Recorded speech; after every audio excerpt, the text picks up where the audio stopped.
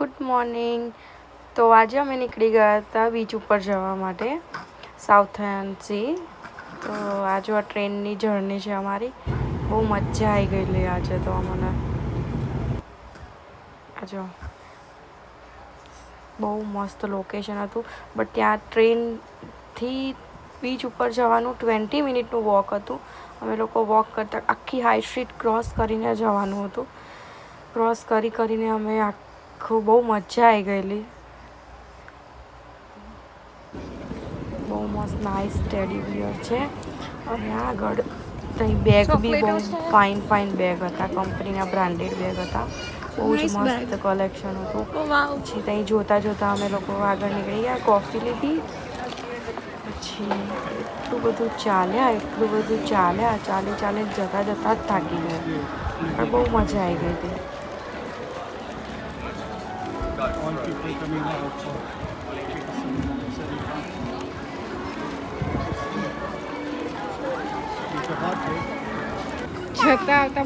બધાને આવતા જતા બૂમો પાડે. શું કોને બોલાવે છે? હા આદ્યા યસ. અને અહીંયા ટોપ વ્યૂ હતો, ત્યાંથી બધું જ દેખાય.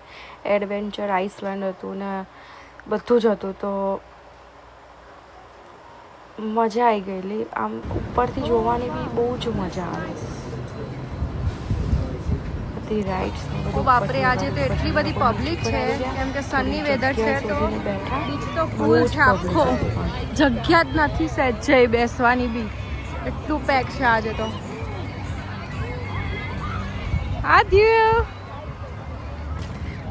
આ જો આને બેહાડી માટીમાં, એને મજા પડી ગયેલી રમવાની. ત્યાં ફોટા પાડવા છે, પણ જો આ છોકરી છે ને ફોટો પાડવા દે મને એક બી, એને બીજી બધી જ પંચાયત છે. સચ અ નાઇસ લોકેશન. આ બહુ મસ્ત લોકેશન હતું. ત્યાં ટ્રેન જાય છે આખા દરિયા ઉપર જ.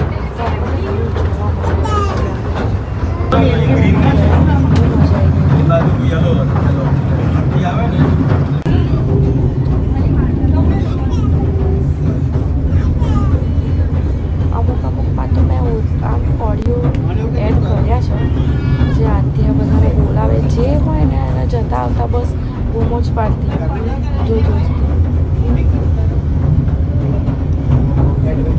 બહુ જ ફાઇન લોકેશન હતું, મજા આવે, જવા જેવું છે ત્યાં.